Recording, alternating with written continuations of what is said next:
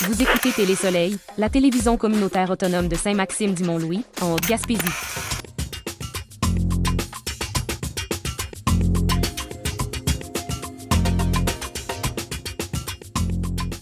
Selon Radio Gaspésie, le député Alexis Deschênes a interpellé la ministre Joanne Thompson sur une possible ingérence politique dans l'application de la loi sur les pêches. Il s'appuie sur des témoignages indiquant que des agents hésiteraient à intervenir en raison de directives politiques. Il a aussi cité un reportage d'enquête sur la vente illégale de homards hors saison. M. Deschênes a affirmé que cette pêche illégale met l'espèce en péril. La ministre a assuré qu'aucune pêche illégale n'est tolérée. Le député a demandé une extension du comité des pêches pour entendre les agents et la GRC.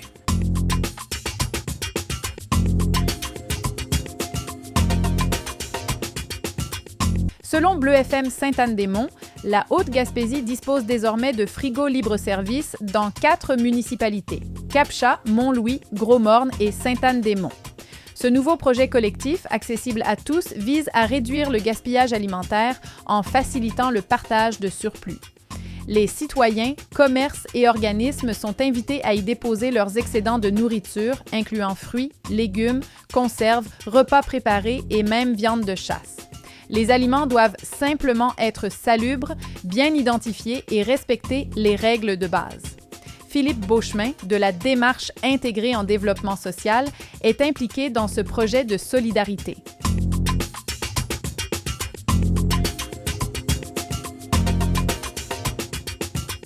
Selon Radio Gaspésie, la Coalition pour le retour des services d'un train passager en Gaspésie est finaliste pour un prix national. L'organisme est l'un des 3 finalistes au prix Guy Chartrand, décerné par Trajectoire Québec dans la catégorie Action et mobilisation des usagers. La porte-parole de la coalition, Micheline Saint-Onge, s'est dite très heureuse de cette nomination, affirmant qu'elle fera rayonner le dossier gaspésien. Les gagnants seront dévoilés lors d'un gala à Québec le 13 novembre.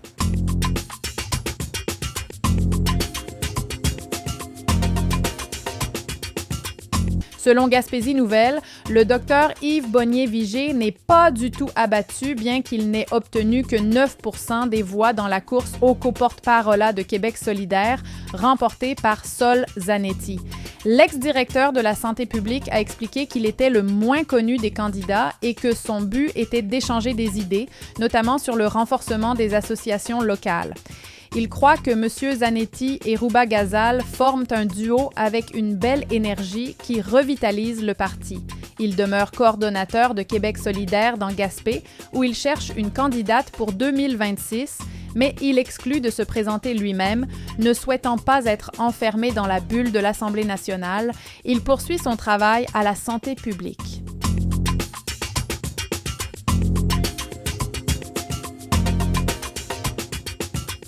Selon Bleu FM Sainte-Anne-des-Monts, la loi 2 en santé, adoptée sous bâillon par la CAQ, fait l'unanimité contre elle, étant qualifiée de soviétique par les médecins.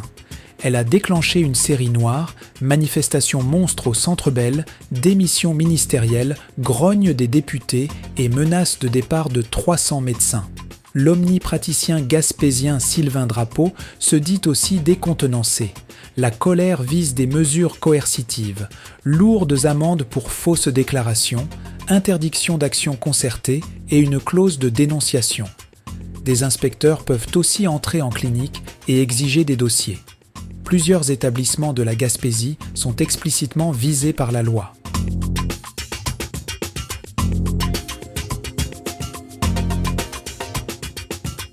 Selon Gaspésie Nouvelle, les propriétaires actuels de Pit Caribou attribuent les problèmes d'odeur à l'anse à Beaufils à l'ancien propriétaire, Francis Jonca.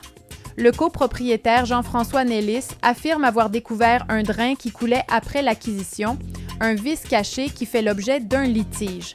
Il assure que l'entreprise ne joue pas à l'autruche, ayant investi dans une centrifugeuse et un nouveau système de traitement des eaux. Le ministère de l'Environnement poursuit son analyse suite à une inspection en juillet et une plainte en septembre.